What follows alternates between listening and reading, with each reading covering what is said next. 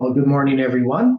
Welcome to this morning's study. And we're going to continue digging into some of this chronology and trying to understand the decrees of Artaxerxes in Ezra and Nehemiah. But before we do that, let's have a word of prayer. Dear Father in heaven, we once again invite your presence as we open your word together. We need understanding of the things that we are studying. We know that there's a lot of details that we need to go through, and we ask that you can lead and guide as we study these things, that you can draw our attention to the things that we need to see. Help us to see the things that are hidden from our eyes, the things that we don't see because of our lack of spiritual insight. Help us to obey your voice and to learn of the meekness and lowliness of Christ. So be with each one here and those that watch online. We pray this in Jesus' name. Amen. Okay, well, good morning again, everyone. So yesterday we looked at some things dealing with the beginning of the United States. So what we have done so far with Nehemiah is we know that there is the second decree of Artaxerxes, which is in 444 DC, and Nehemiah chapter 13. When we looked at this, we had decided that this is the reading of the book of Moses in 432. Now, there's two possibilities, that it's either the first day of the seventh month or the 15th day of the seventh month. We're making the assumption that based on the language, when they say on that day they read the book of Moses, that this is referring back to the same day in which the book was read in 444. Otherwise, there would be a different language. They would write it differently. So that day must be the first day of the seventh month, but it could be, referring to the 15th day of the seventh month as well. That is, there is a possibility that day is referring to the day that they were told to read the book of Moses. So we have those two options. So it's either the first of Tishri or the 15th of Tishri. Now, we then have tried to understand how this line relates to our history.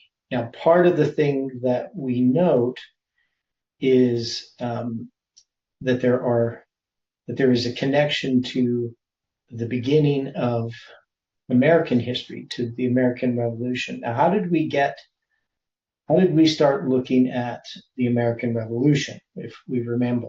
Why did we get there in the first place? Why did we start looking at 1776? It wasn't in these studies that we did that. Well, 1776 was the culmination of the American Revolution. Yeah. But why did we even go there? It wasn't these morning studies that led us there. It was because of Stephen's study, wasn't it? Right. So Stephen did a study dealing with July 4th, 2026. He did that on July 4th, 2026. He did that study. And that study brought him symbols of 444, 508, dealing with the 70 weeks. We know that the 70 weeks and the 2300 days both commence with the three decrees, with the third decree in Artaxerxes' first decree. And then we have his second decree, which is, in a sense, a completion of his first decree. Right? So the building of the streets and the walls in the decree in 444. And then we have, 432. Now, the 508, or the 408, pardon me, was just connected to the end of the 7 weeks. So Stephen had used the 70 weeks, that is specifically 457 plus 408 plus 27 plus 34 plus 1844, tying in with the 2300 days. and then adding 31 to get 2,801. But he had also, before he added the 31, the midst of the week, he had 2,770, if I remember correctly. And then from those numbers, he derived these other numbers connecting us to 2026, to the 250th anniversary. So that means this history that we are in, we can connect back to 444 BC, but also in that structure, connecting with 1776 and the 250th anniversary, it ties all of this together. So we see that, just as we've seen before in other studies, that there is this connection to the rise of the United States, to the civil wars, to the decrees, to the prophetic periods, to the structure of prophetic chronology. So now we have to sort out all of the information that we have to try to see what it means. Now, I had a criticism of Stephen's study in that he used the numbers correctly for the most part, though there are some things that we do that are more. So when we use numbers, normally we have a narrative or a story first. That is, we have some reason why we're using those numbers. Now, he had a reason. His reason had to do with the fact he was presenting on July 4th. But normally we start with the biblical story and then work our way outwards from that. Now, then also, the other thing is we usually have a very clear, since we have a very clear narrative from Scripture, then we always look to be consistent with light that we've had in the past. Now, I know that our position, which is mostly my position, but some of yours position as well, is that Trump is a reformer, right? So we believe that in everything that we've seen, that often there is this interpretation that Trump is going to bring in the Sunday law. And so my criticisms of Stephen's presentation is simply it was too open-ended and he wasn't tying in exactly what he was doing. Now, and I understand that we're all different in how we study things and how we present things. But I think it's often, to me, at least I believe that when we're presenting something, we should always be clear what our conclusions are. I don't like the idea of just putting up things without a clear picture of what it is we're trying to accomplish. So it's not a really harsh criticism, but the reason why I make the criticism is because there are people who put up dates and numbers and have open-ended sort of questions, and that can create doubt and confusion. But also because we have very specific rules that we have about line upon line on how we put things together. So we can do like an analysis of something that we've established using numbers, and we can see how what Stephen has presented actually fits in really precisely with what we already understand, dealing back with Comey's meme and the death of Charlie Kirk and Trump's reelection, his inauguration, his assassination attempt, all of these different things, 9/11, 1989, all of these things are tied together. So we can see that part of the structure.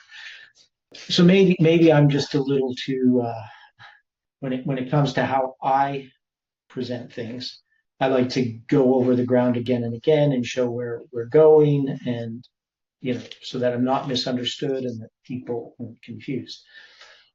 But we're very thankful that Stephen did that presentation because I think it was extremely timely. And now we can try to see what this means as far as what's happening in the world. Now, also, I brought up yesterday this thing about the schism in the Catholic Church with, what do they call the SSX something? Society of Pius X. Yeah. So the society. So SSPX. PX. Yeah. Yeah. Okay.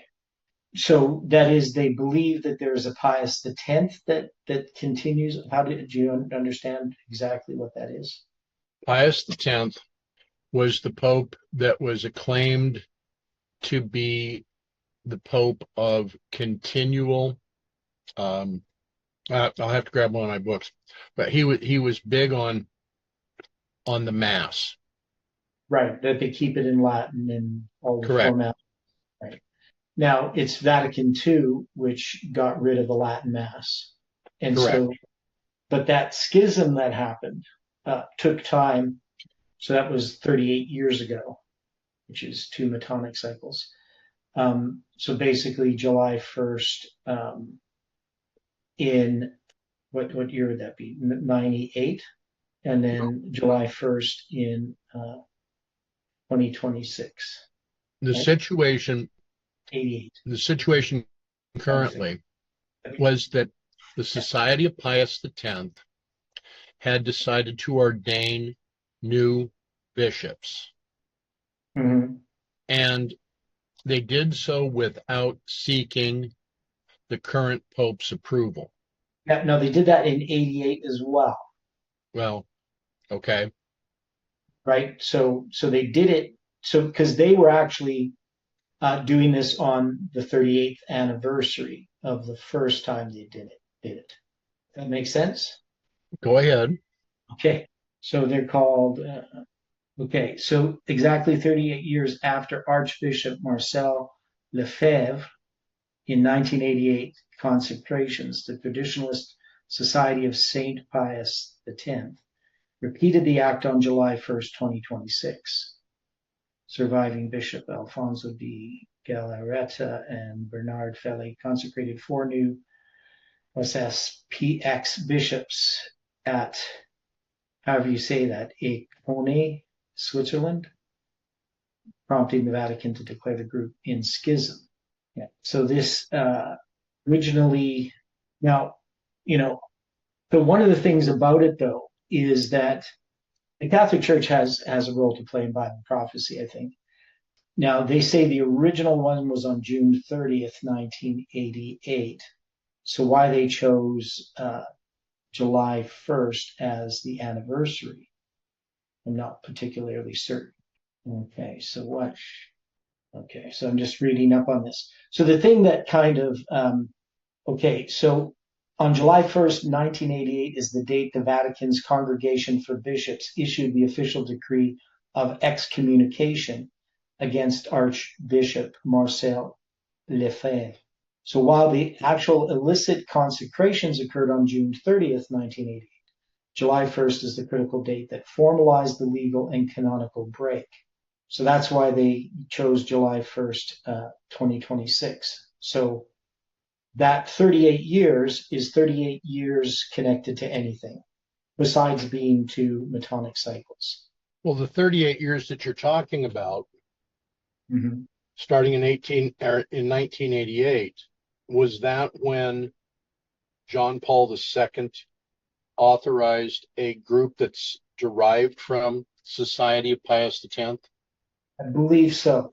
So there was, something to do with Pope John Paul, dealing with. They were, I think, trying to work within the church at the time, but then they stepped out of bounds, and Lefebvre was excommunicated. Well, the whole thing about this with Pius X, he was acclaimed a saint of the Catholic Church. Yeah, that's why they call him Saint Pius. Yeah, X. You also have the 38 that was anointed in Jeff's camp meet at the church. What are you referring to? He had 38 members at the church, at old church they used to worship at, anointed. At Lambert, anointed when? Yeah, they had 38 of them. When? It was the first year I was there. because I was one of them that he anointed. Okay. Yeah. I think it was 2014. Okay. I ain't for sure. 2000 meeting in 2014. Yeah, I think it was 14. Was that the one in the summer or in the fall? I think it's in the fall. Because I was at the one in the fall. I could be wrong. Yeah. I don't remember any anointings when I was there. Well, he did. He anointed us the 38. I think it was. Okay. So how did they do that? I don't forget how he done it, but it was done because I was one of them. But it was done during a service or what, you know? No, it wasn't done during the service. No, it wasn't done during the service. It was done in a separate room. Okay. Yeah, I don't remember anything about that in 2014, but okay. Yeah, so, I could be up on. Okay. So anyway, the reason why I'm coming back to this this thing that I sort of dismissed is because it's July 1st. Now that's the first day of the seventh month, right?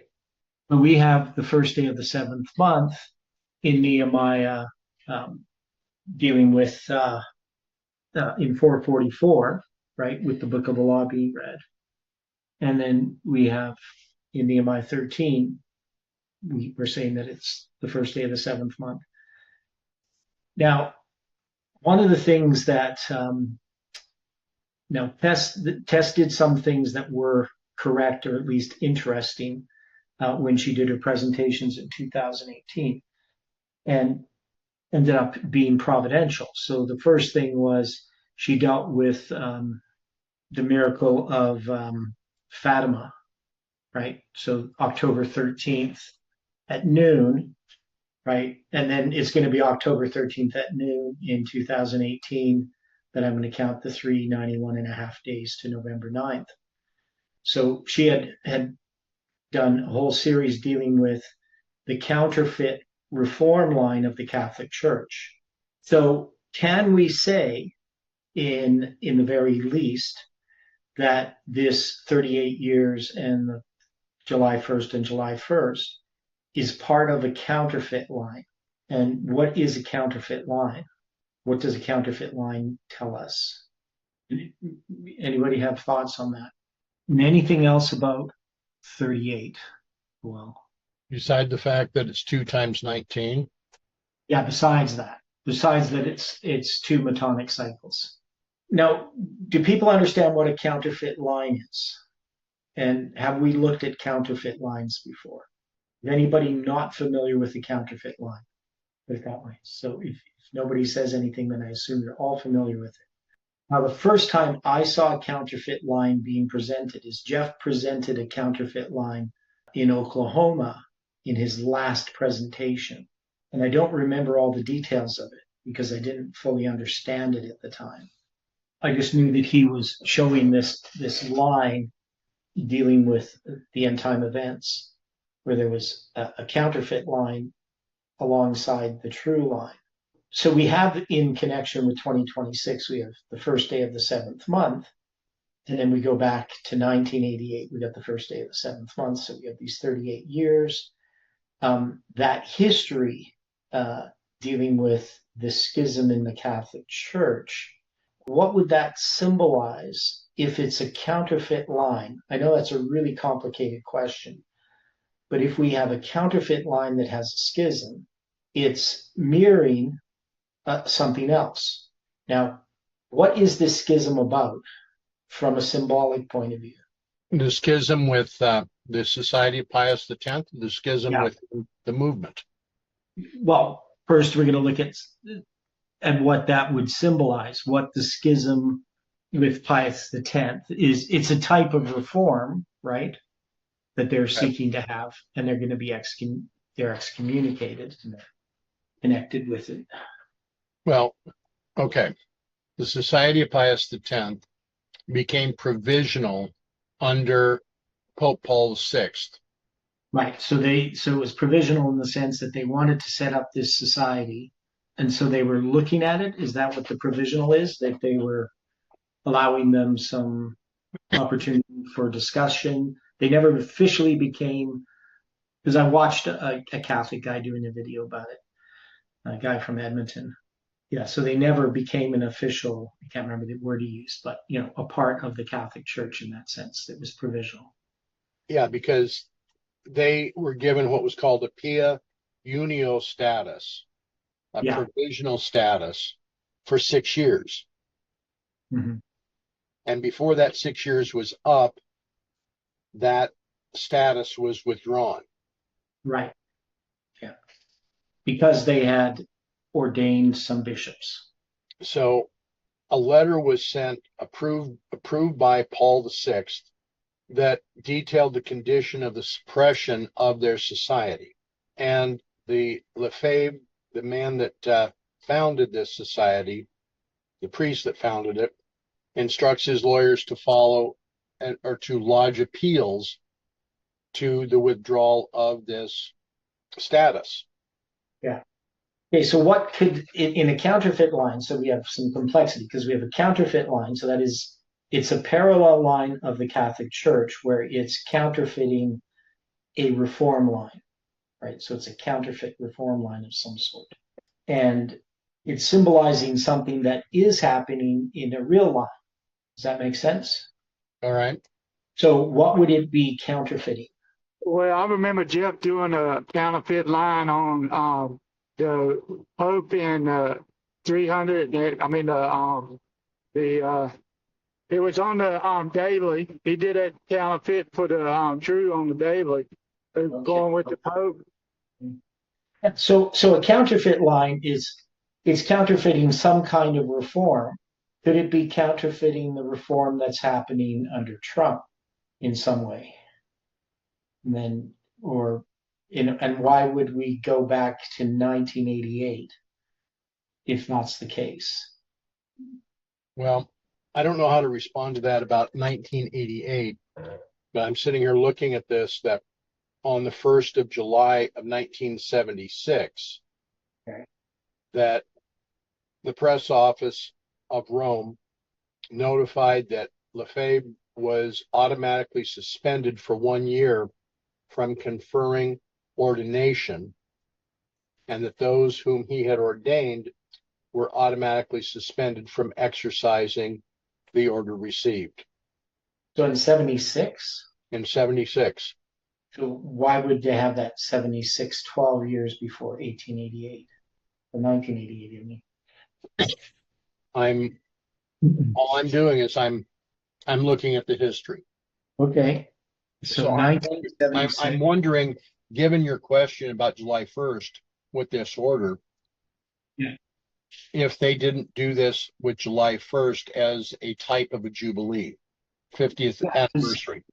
Yeah, because that's going to be the 50th anniversary. So July 1st, 1976. Right.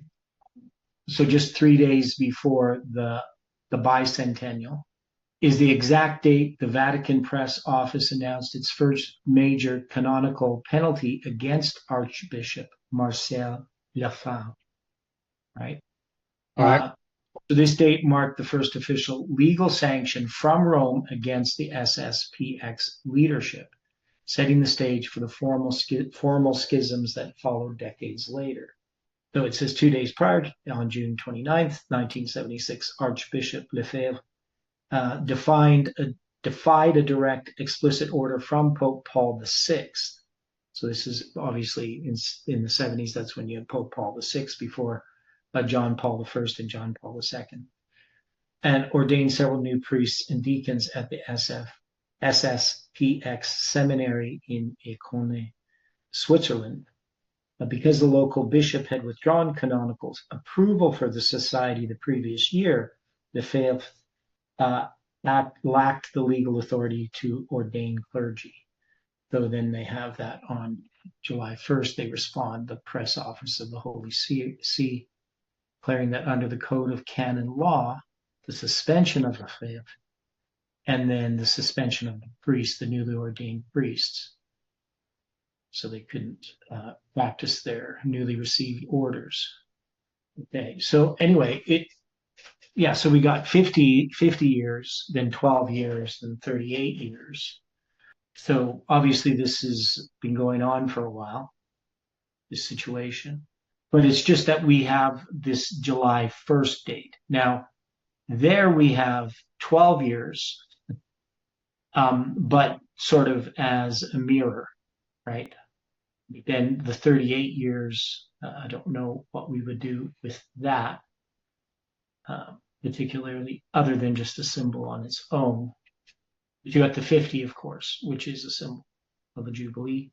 All I'm saying is there's something there, right? But initially, when I looked at it, I was, I was saying, well, what does that have to do with our line? But we can see that there are these echoes of these counterfeit lines within the Catholic Church itself.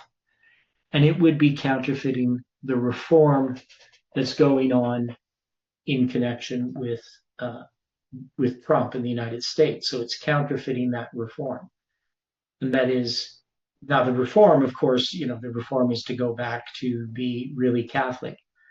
We've obviously since Vatican II, the Catholic Church has taken on a more modern garb, right? As it normally does. It tries to fit in with whatever the zeitgeist is at the time, right? So, we see a fairly woke Catholic Church, and this would obviously be a movement in another direction. So a type of reform. But it's just, the first day of the seventh month is the thing that got me thinking about it. Any other thoughts on that? Those are some threads, that we still have to, if we pull at them, they might unravel a little bit more. Well, the other part of this, on the 30th of June of 88, Lefebvre decided that he was going to go forward and ordain additional bishops. I believe Yeah. 4 was the number. On July 1st, Pope John Paul II chose to excommunicate him. Mhm. Yeah. So this has been a schism that's been going on now for 38 years. Yeah. And in a sense before that, because you go back to 1976 as well. Right. So 50 years, and it was started before that. I mean, basically, this goes back to Vatican II and the unhappiness with that, right? The connection within the Catholic Church. Yeah, so there is definitely some things there. What they particularly mean, I think it lends support to the idea that this is a reform. In Nehemiah, we know it's a reform dealing with the first day of the seventh month, but this is a reform within the United States, within Protestantism, or within the false prophet, right? So you have a counterfeit reform paralleling that within the Catholic Church to what's happening within the United States. Now, but the question is, obviously we could go back to 1976, and we can see that in that same relation to July 4th, right? That is, we got the first day of the seventh month, July 1st, and then you got the fourth day of the seventh month, July 4th. You got that 3-day period in there. That seems to be some kind of pattern. So, and then we'd have to say, well, what happened in 1888 as far as the United States? 1988 as far as the United States. So you got 1976, then you got 1988, and then of course you have 2026. So do we, but we're going to have to sort this out. This is going to take some time to see exactly how we construct these lines. So part of the problem that we're having still here is we have the line of the 3 decrees, which we fairly well understand. But we know within each of these decrees, there's reform lines. So there's a reform line in the time of Cyrus. There's a reform line in the time of Darius. You also have a reform line in connection with Xerxes, which is a symbol of the Sunday law. And then you have the reform line, obviously, in 457. And then the 3-1 combination with 444 BC, Artaxerxes' second decree.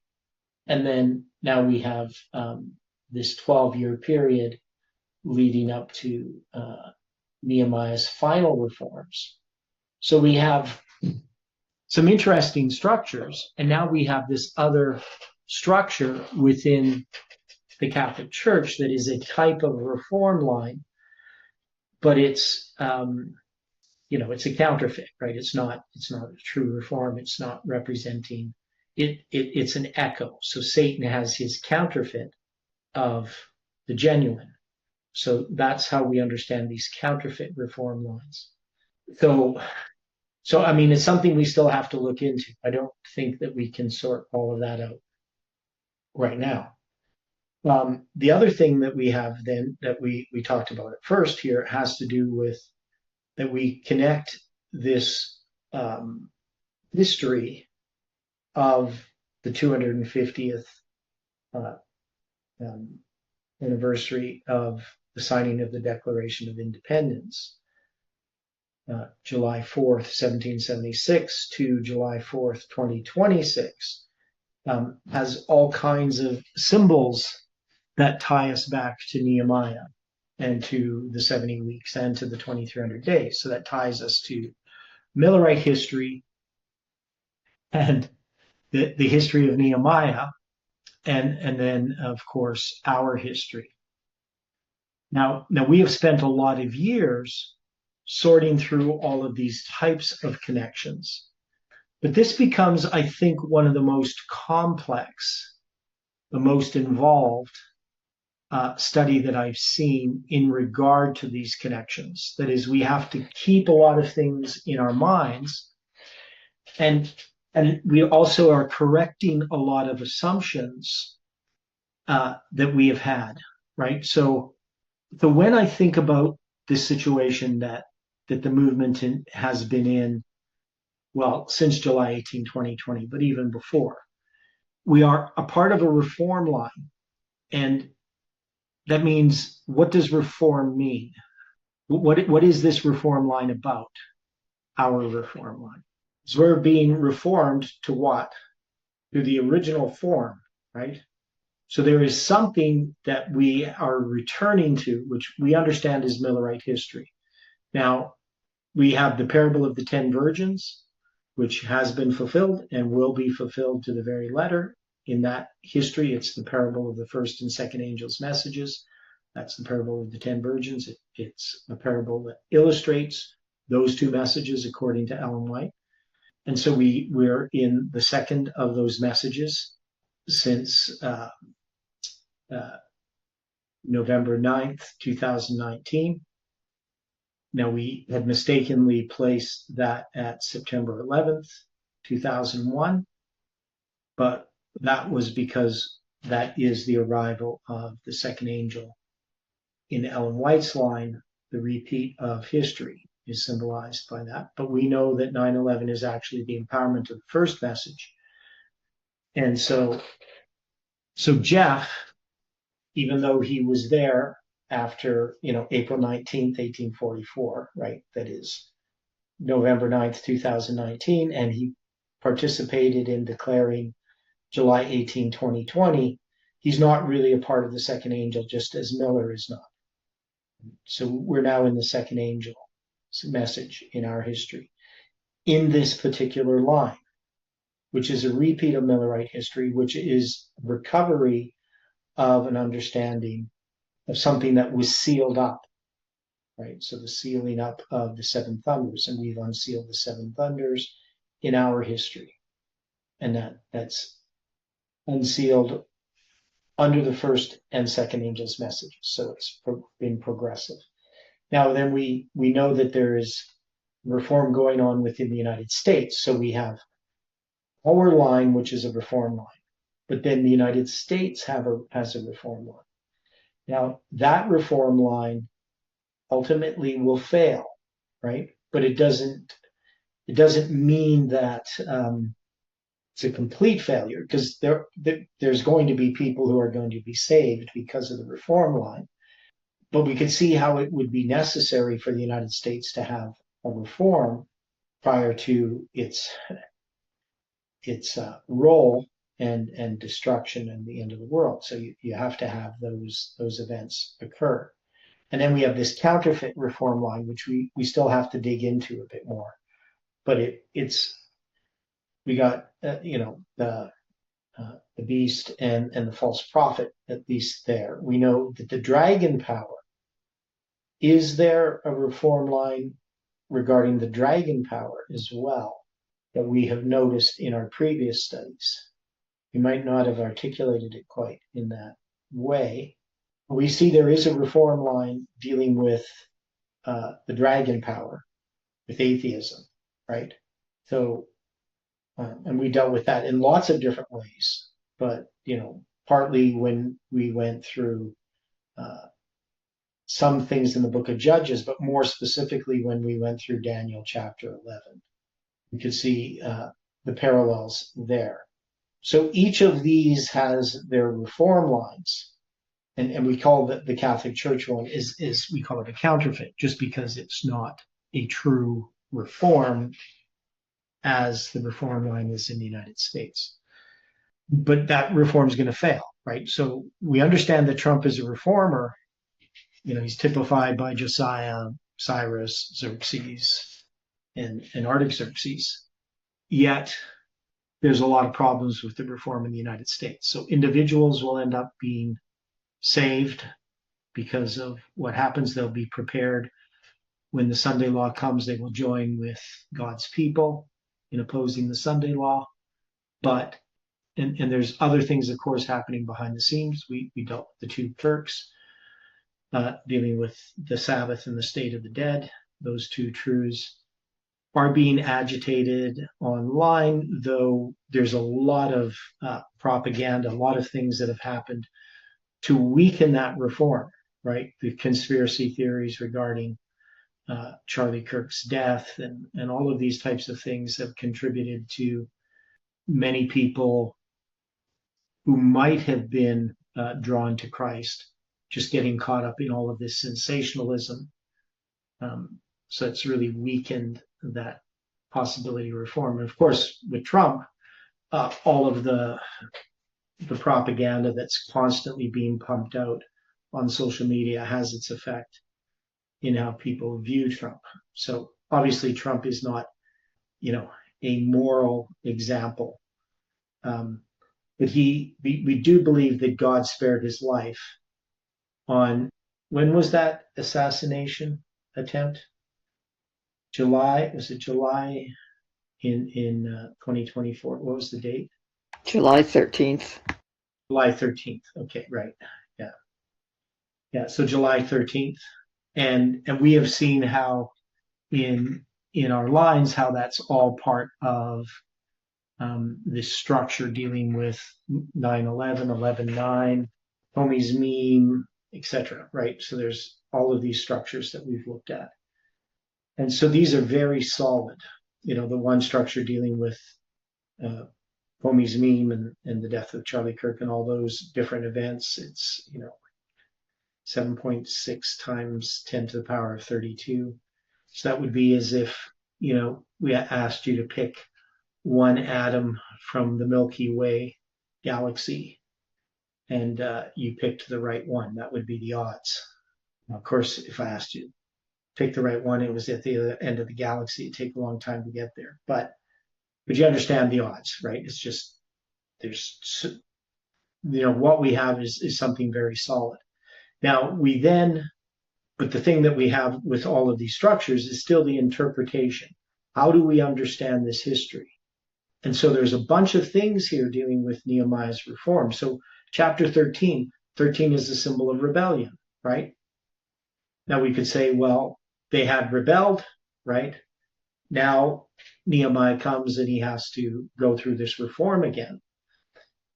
But the reform of Nehemiah's reforms, this reform is specifically going to address the Sabbath, right?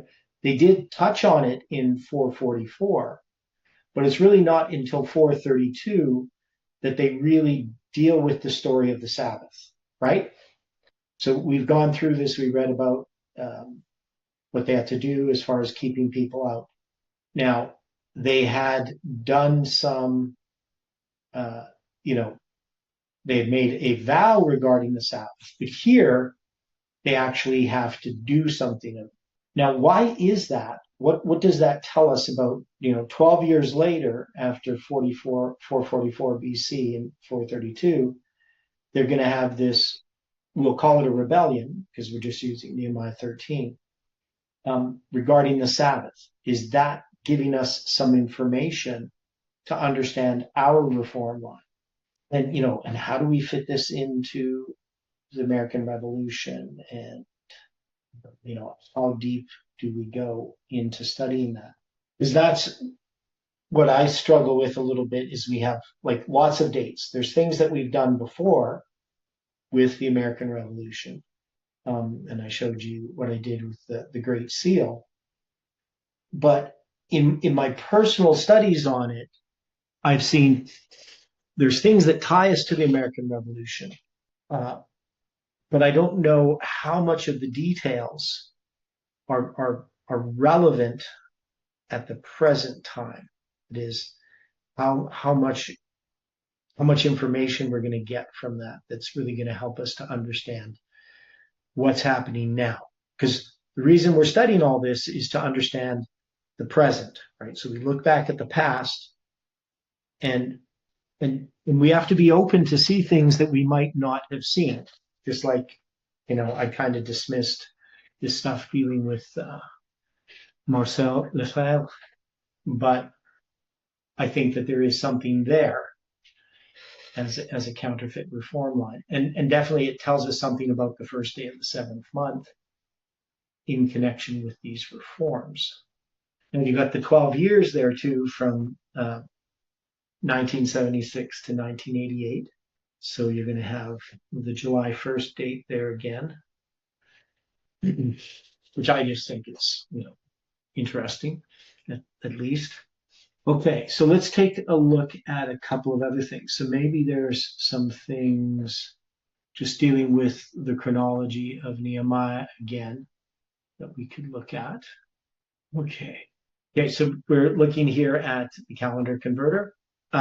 So I put in here, I know we got like the biblical years on the left side, but I'll just put the Gregorian dates. So when you see here 535, that's actually 536.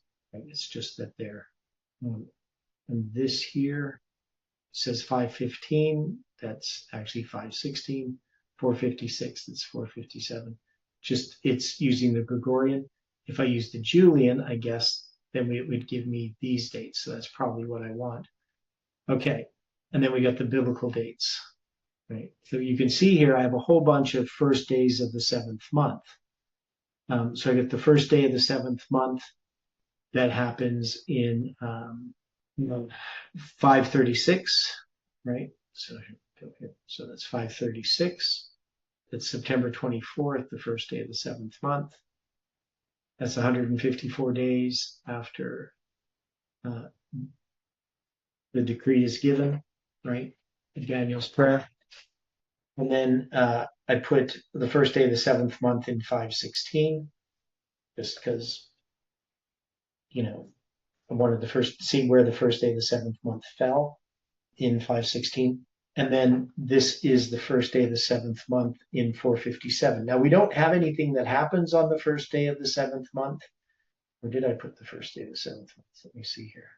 I put the 10th day of the seventh month. I didn't put the first day of the seventh month. So I put the 10th day of the seventh month in there. And then I got the first day of the seventh month. So that one's where they read the book of the law in 444, right? And then the last one's the first day of the seventh month in 432. So you can see the number of days there. We talked about that 4,400 days between these two readings of the book of the law.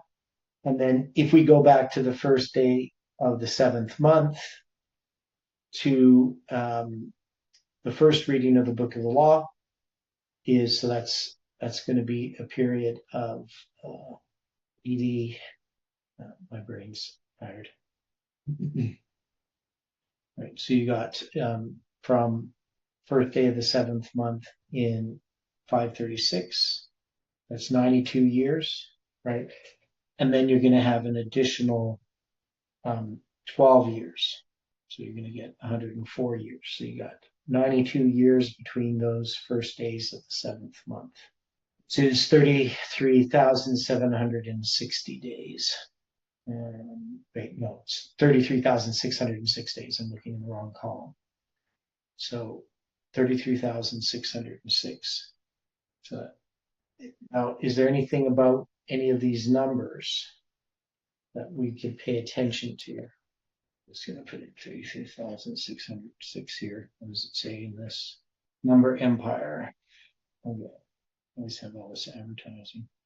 1867 times 3 to the power of 2 times 2. So that's 2 times 3 times 3 times 1867.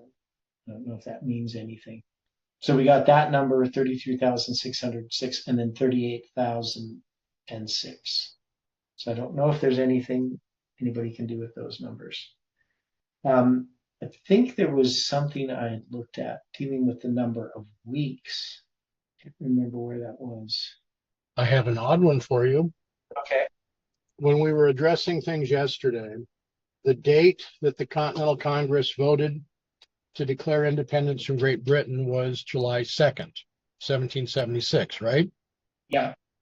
Now, if you look directly at the date of the ratification of the 27th Amendment to the Constitution, that date of ratification took place 2,590 months and 3 days from the date that the Continental Congress declared independence from Great Britain.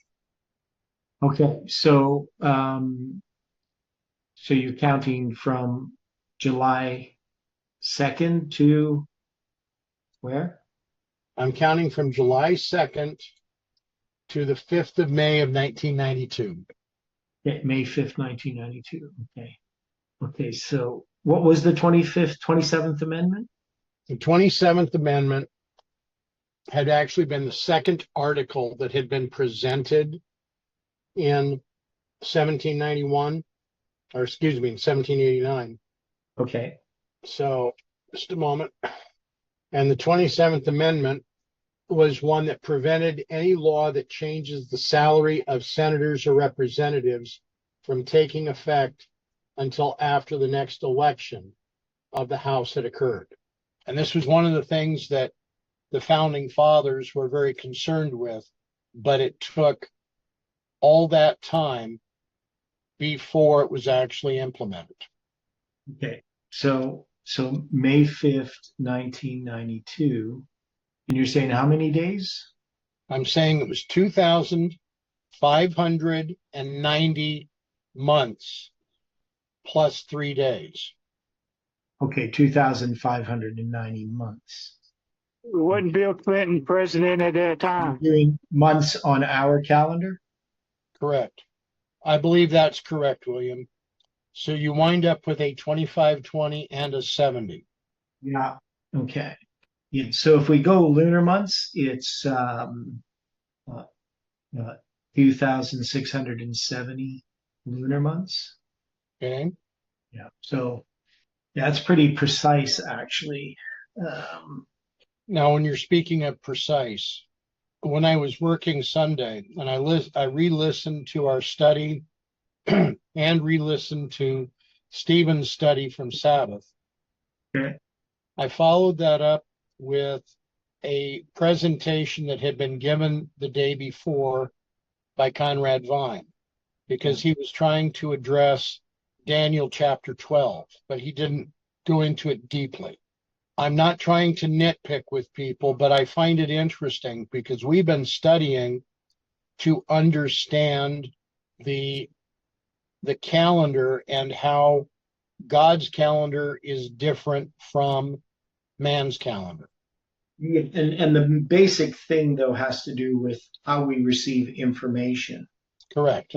It's not so much that our calendars are different in some sort of technical sense, but they're different in a purposeful sense, right? The Well, intent behind. Yeah. Anyway, go on.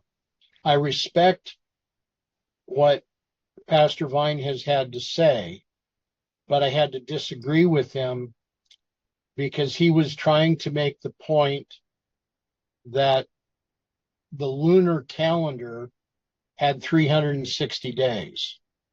People just don't really know how these calendars work. No, they don't. Yeah.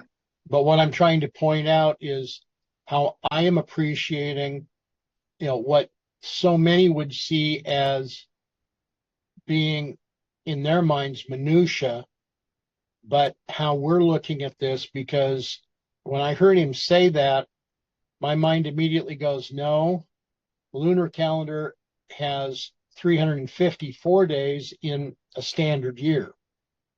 Yeah, and sometimes 353, sometimes 355. Right. And of course, if you have an extra month, 383, 384, 385. Yeah. So people don't know this stuff. No. So, and that's part of the struggle that I have in that, trying to make something that, that people don't generally understand, trying to make it understandable without them, having their circuits fry in their brain, right? Because, we've taken a lot of time to understand these things, right? And I have years and thousands of hours of study to try to understand it. And so then the question is, what is the relevance of it? I do think that it will have an effect at some point, but I just don't know how it's going to happen. Like, because imagine if people like Conrad Vine, could actually spend time studying like we're studying. I think there's so many people who would have their minds opened. Exactly. Right? But they just don't know, right? But yeah, so it's kind of interesting. So it's pretty precise. It's actually the number of days. If you just went from midnight commencing July 2nd, or noon or whatever, that same point of the day, and you went to May 5th, 1992, it ends up being 78,847 days. And what am I doing here? So wait. So I did that wrong because I was using a Julian date instead of a Gregorian date. So it's going to be, but if I went from a Gregorian to a Julian date, it would be exactly that many months, but it's not because I got the wrong date. So I have to get rid of 13 days. Okay. So, there we go. Now that's going to be, so in 1992, May 5th is the first day of the second month on the biblical calendar. Right. And then in 1776, that's going to be the 14th day of the fourth month, July 2nd. Yeah, so you end up with 78,832 days. Now you were using, of course, just Julian months, right? No, I was using Gregorian months. Well, same thing. No. In that period of time, because we're still, let's see what you're saying. You're gonna use the Gregorian calendar, right? Right. Because there's a slight difference there in 1776 if you use the Gregorian. Okay, but I'm just saying that months like we have, right? Roman months, we'll call them. Right. Okay, so because we got 12 months in a year, you're going to have a different. Let's see here. I don't. So I guess what we would do is you would go. So if we start in Why do you start on July 2nd instead of July 4th? July 2nd was the date that the Continental Congress declared independence from Great Britain. Yeah, I know, but why do you like that date instead of July 4th for doing the I'm calculation? choosing to agree with John Adams, which I rarely do. Okay. Well, but the thing is, history has chosen July 4th. That's all I'm saying. Well, they're saying to agree with July 4th, since that was the date that the language of the Declaration was accepted. So if the Continental Congress declared independence on July 2nd, and then they chose to accept the language of the Declaration on the 4th, there's, depending on how you count it, a 3-day period Right. where technically America had announced its independence, but they were celebrating at the close of that third day, or at that third day, excuse me. Okay. Wasn't it signed on the 4th? Yeah. So It was signed on the 2nd then, right? Signed on the 4th. I just asked if it was signed on the 4th, and you said, no, it wasn't. I said, yeah, it was. Oh, I'm sorry. I didn't hear that. I apologize. On the 2nd, they voted. Right. So date the Continental Congress voted to declare independence from Great Britain. Date that the Congress approved language of the Declaration of Independence. They also signed it on that date. Okay, now I'm really going to open up a can of worms. Okay. Most are agreeing that the Declaration of Independence was signed on the 2nd of August of 1776. Okay, so it wasn't signed on July 4th. It was signed in August. Correct. Okay. Yeah. So now we got the Declaration of Independence, the Constitution. We know that not everybody signed it at first. Correct. 39 of the 55 attendees, but 12 of the 13 states were represented in the signing of it.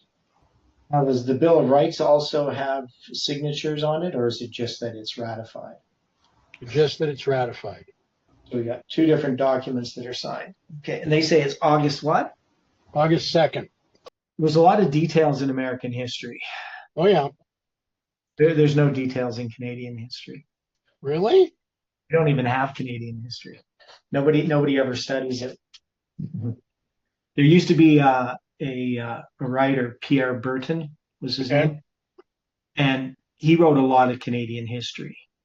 But yeah, there isn't a lot of interest in Canadian history in Canada for some reason. I'm sorry, I didn't hear the last part about them signing it. What did you say about them signing? August 2nd, 1770. Declaration of Independence. Yeah. That's correct. So they signed it August 2nd. Yep. Yeah. Okay. That's what Dwight says, that people are agreed that it was August 2nd. So I see the case for maybe July 2nd should be the date that they mark instead of July 4th. But in God's providence, we got the 47th president, 250 years, celebrating July 4th, right? So the thing that we see is that God overrides history, and particularly the symbols, right? Those dates, those events that seem just to be arbitrary events of, human circumstances and decisions. God overrides them because they become powerful symbols. Okay. Well, where do we go from here? Again, there's lots of things we have to consider, lots of dates we have to keep in our minds and so forth. But what I would say in regard to this history, it's an important history, and I'm sure that there's a lot of symbols that we can find in it.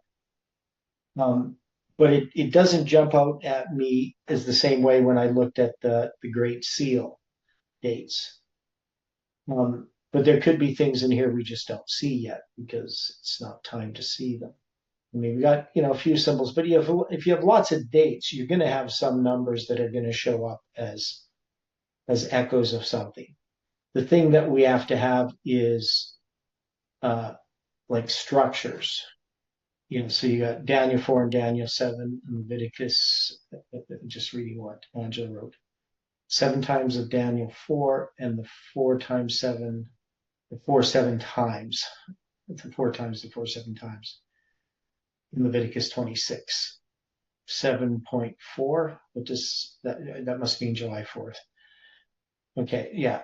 So we have some significance in, Trump right now, obviously prophetically, as part of reform that's reflected in what happened in the reform at Nehemiah, but also the American Revolution is a reform. Now, in this reform, they're going to set up the Constitution. Now, there's lots of things that tie the American Revolution to different aspects of Jewish history, because the United States is the promised land, right? In the modern context, it's the glorious land. And the Constitution has symbols tied to the law of God. And we know that it has a part to play in the end time Bible prophecy, the United States in. Now, of course, Ellen White uses, 1798 for the rise of the United States, which I always thought was peculiar, right? In the book, The Great Controversy, the first time I read it, where she talks about this nation arising in 1798. Now, one of the things about the United States arising from the earth, this two-horned beast, is it does happen gradually, right? We have this date 1776, but there's still, the Revolutionary War and, even the War of 1812. For the United States to rise as a nation, Okay. there's lots of different dates, right? Ellen White uses 1798, but now I understand why she does, because it has to do with Bible prophecy and how the transition from papal Rome to the United States being the sixth head. Yeah. Kate, Dwight? Okay. Bible symbolism also plays a part. Because when you look at 1776 to 1798, you have a span of 22 years. So the symbol of restoration. Correct. So there's this period of time. And of course, we have, different ways in which you can look at other events as well. So you got, the Elizabeth earthquake and all of these different events, the prophetic events of course, the Pope being taken captive by Berthier. And so one of the things that people do when they look at history, and you have to decide a date, let's say, well, when do we start, when do we celebrate our anniversary of the United States, or when do Americans do that? Cases can be made for different dates, right? Depending on what you consider or what a person considers to be the transition date. So, sometimes we look at history and we, for instance, the rise of the Ottoman Empire. History has July 27th, 1299, which is, a Julian date. Now, people have tried to move that around, but even then, why that particular date? You understand what I mean by that? Like you could say, well, there's a battle, but why that battle? Right? Why not some other event? Or the fall of the Ottoman Empire, August 11th, 1840. Well, it should be November 1st, 1920 something. Always forget which one it is. It must be 1922. But anyway, from a secular point of view or from a biblical prophecy point of view, you would have to see that when the 4 Europeans powers, that the Turkish Sultan submits he submits his power to them, then that marks the end of the 391 years and 15 days, right? So people have this problem, 1260 years of papal supremacy, people will try to argue, well, why 538? And why does it end in 1798? Persecution ended earlier. There's only, so many years of actual persecution. All of these types of things are ignoring the biblical context in which to understand that. Even the decrees, how do you decide which decree? Well, you need to understand the prophecy in its fullness, and that there are 3 prophecies needed to fulfill the specifications of the prophecy.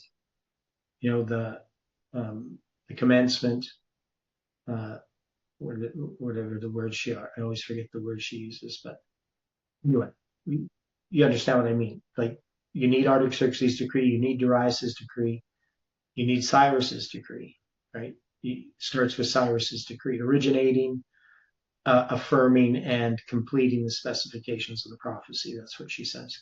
And so then in taking 1798, Ellen White understands that this is a transition. It's not just about the year they declared independence. It's the year that prophecy marks the end of the papacy and the United States rising. And then we see the importance of the Constitution needing to be put in place prior to, right, because you need the United States to be there when the Pope is taken captive to mark the time of the end. And then you have this period of the United States. And then we have finally, we're going to have a period in which we have this, we call it one world government, however you want to look at it. But all of those powers united together, the dragon power, the false prophet, and the beast. So that's the thing is, going through this history, there's definitely lots we can learn about it, learn from it, if we take the time to do so. So I just want to go here briefly. Now, I had worked a bit on trying to finish up this dealing with Artaxerxes' reign. So obviously we got, and we dealt with that with Artabanus and Artaxerxes, and how we place that within, you got the death of Xerxes in 465, and then the 7 months that Artabanus is the king of Persia, right? And then Artaxerxes comes in the spring of 464, right? So however that fits in, we're not quite sure. I don't think I have it lined up exactly the way that I wanted it. But then you got in 457, right? You're going to have in his 7th year, right? So this, I'm going to finish up. This is all I'm trying to say in putting the decrees here. The way that I'm going to do this is I'm going to expand each of these years where I have these dates and just put lines and expand it out. So I'm going to have to do that. And then we have, the stuff dealing with Cyrus. I'm on the wrong one. That's what I want. Yeah, here we have it. Xerxes here is what I want. Xerxes II. So we got Artaxerxes. So we're going to have 444 is here. So this is going to be Nehemiah is going to be in this history. 432 is going to be here. And then these are just other kings of Persia.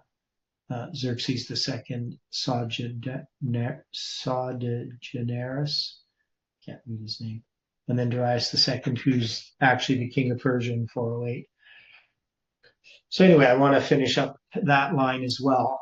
So there's lots of things. We got lots of irons in the fire here. Any final thoughts before we close with prayer? The breaking away of America from Britain is a schism in Catholicism. Example should be SSPX. Just few notes with the 38 years. So I think Jeff connected that to rising up, because you had 38 years with the Israelites in the wilderness, and it says rise up or something to that effect. And then you have... Yeah, because he had the 2 years and the 38 years of the 40 years, right? Yes, and then you had the 38 years with, I think, Bethesda man. He's a cripple for 38 years or something, and then Christ says, rise up, take your bed and walk. Yeah. And then 1998 is, I don't know, that's 666 times 3. I don't know if that's any connection worth putting.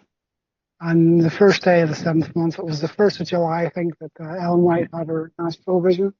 So I don't know if Okay. that was any tie-in. Whether it has any tie-in or not. Yeah, because we'd have to figure out a structure of that. But the thing that was interesting for me for the SSPX is that, we got I first noticed the 2 July 7th. Now we have 3 of them connected with that organization, and 50 years, which is divided into 12 and 38. So yeah, there's definitely a lot for us to look at. I'm not sure how we're going to sort it out, but we'll see. Okay, well, let's close in prayer. Dear Father in heaven, thank you for the time that we've had this morning, and we just pray for your continued presence throughout this day. Help us to study and to understand these things. Bless each person. May your angels watch over them, and may your Holy Spirit continue to speak to our hearts and bring us together again to study these things, is our prayer in Jesus' name. Amen.